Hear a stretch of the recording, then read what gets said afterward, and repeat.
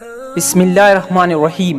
دوستو، جب حضرت فاطمہ رضی اللہ تعالیٰ عنہ کی عمر 15.5 سال کی ہو گئی اور سن بلوغت کو پہنچ گئی تو پہلے حضرت ابو بکر صدیق رضی اللہ تعالیٰ عنہ اور حضرت عمر فاروق رضی اللہ تعالیٰ عنہ نے آن حضرت صلی اللہ علیہ وآلہ وسلم سے اس دولت عظمیٰ کے شرف کی درخواست کی، مگر آپ صلی اللہ علیہ وآلہ وسلم نے کم عمر ہونے کا عذر فرما دیا۔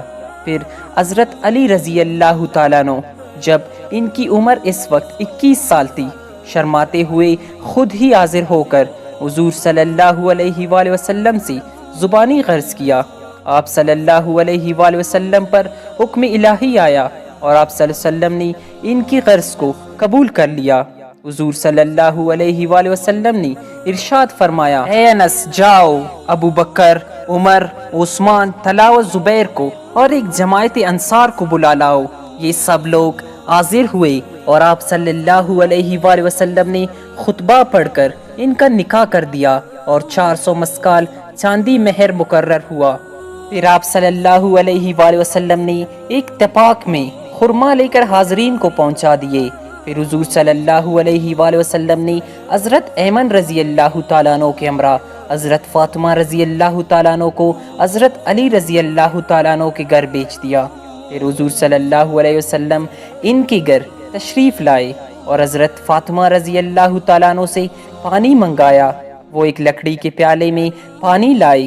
حضور صلی اللہ علیہ وآلہ وسلم نے اپنی کلی اس میں ڈال دی اور حضرت فاطمہ رضی اللہ تعالیٰ عنہ سے فرمایا، ادھر منہ کرو، اور ان کے سینے مبارک اور سر مبارک پر تھوڑا پانی چھڑکا اور دعا کی، الہی ان دونوں کی اولاد کو شیطان مردود سے آپ کی پناہ دیتا ہوں۔ پھر فرمایا، ادھر پیٹھ کرو، اور آپ صلی اللہ علیہ وآلہ وسلم نے ان کے شانوں کے درمیان پانی چھڑکا اور پھر وہی دعا کی۔ پھر حضرت علی رضی اللہ تعالیٰ عنہ سے پانی منگایا اور یہی عمل ان کے ساتھ بھی کیا، مگر پیٹھ کی طرف پانی نہیں چھڑکایا۔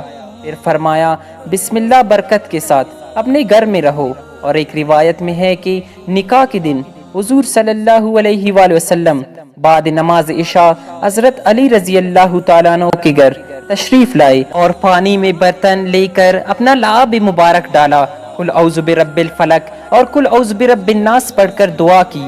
پھر حضرت علی رضی اللہ تعالیٰ عنہ اور حضرت فاطمہ رضی اللہ تعالیٰ عنہ کو حکم فرمایا کہ اس سے وضو کرو۔ پھر دونوں کے لیے طہارت اور آپس میں محبت سے رہنے کی، اولاد میں برکت ہونے کی اور خوش نصیبی کی دعا دی اور فرمایا، جاؤ آرام کرو۔ 2 بازو بند چاندی کے، ایک کملی، ایک تکیہ، ایک پیالہ، ایک چکی اور ایک پانی کا مشکیزہ، اور بعض روایتوں میں ایک پلنگ بھی آیا ہے، ان کو جہیز میں عطا کیا۔ پھر حضور صلی اللہ علیہ وآلہ وسلم نے گھر کے کام کو اس طرح تقسیم فرمایا کہ باہر کا کام حضرت علی رضی اللہ تعالیٰ عنہ کے ذمہ اور گھر کا کام حضرت فاطمہ رضی اللہ تعالیٰ عنہ کے ذمہ کیا۔ پھر حضرت علی رضی اللہ تعالیٰ عنہ نے ولیمہ کیا۔ دوستو، دو جہاں کے سردار صلی اللہ علیہ وآلہ وسلم کی صاحبزادی جو تمام عورتوں کی جنت میں سردار ہوں گی، ان کی شادی کتنی ہی سادہ اور سنت کے طریقے سے ہوئی۔